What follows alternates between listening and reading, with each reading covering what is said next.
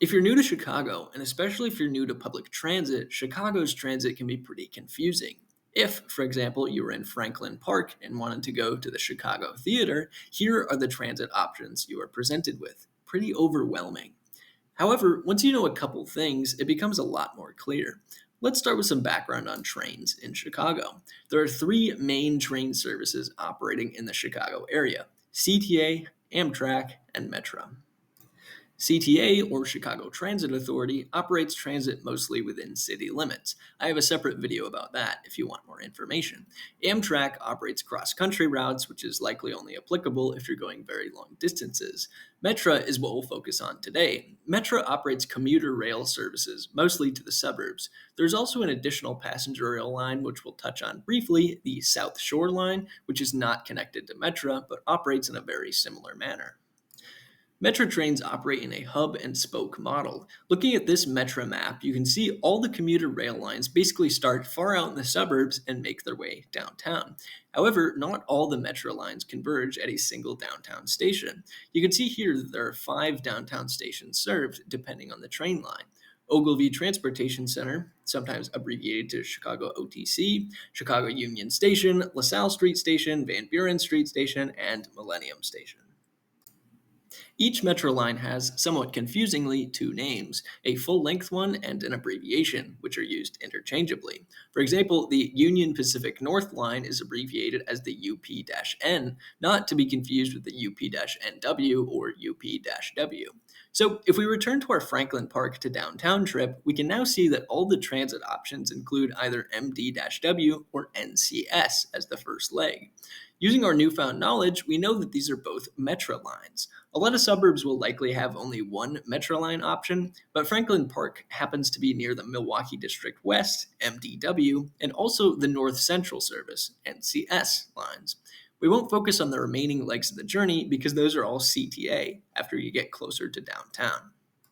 So, how do you actually use the Metra trains? If you're accessing from the suburbs or one of the non central stations, there will be some signs and maybe a little pavilion marking the train stop where you'll stand and wait for the train. Note that from now on, I'll just refer to the non central stations as the suburbs, even though there are stations inside city limits. It can be confusing which side of the tracks to stand on, and there is signage, but it's still hard to tell sometimes. Ask anybody else that's waiting for the train if you're not sure. Metro stations in the suburbs have parking, and this is usually paid, often from $1 to $5 a day. Payment methods vary, so check at the station. If you're getting on the train downtown to go to the suburbs, getting to the correct train can be extremely confusing. Depending on the station, it can be very difficult to tell which one is your train. For example, at Ogilvy here, you have to go up to the escalator, check the board for which track, and then be about 70% sure you found it. Union Station is worse because you're competing with Amtrak trains, and the whole place is a maze.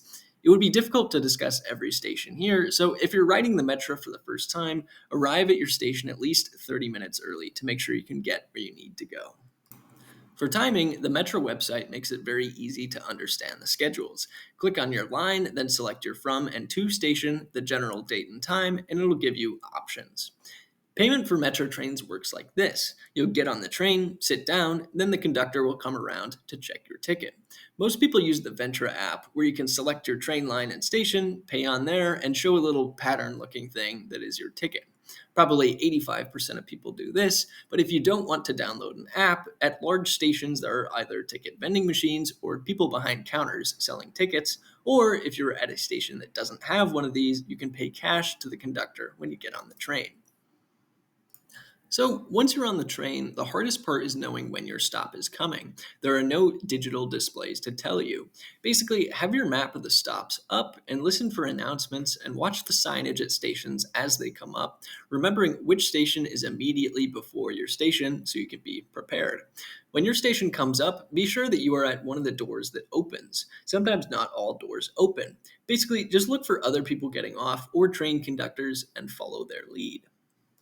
Returning to the South Shoreline conversation, the South Shoreline covers the southeast corridor into northwest Indiana.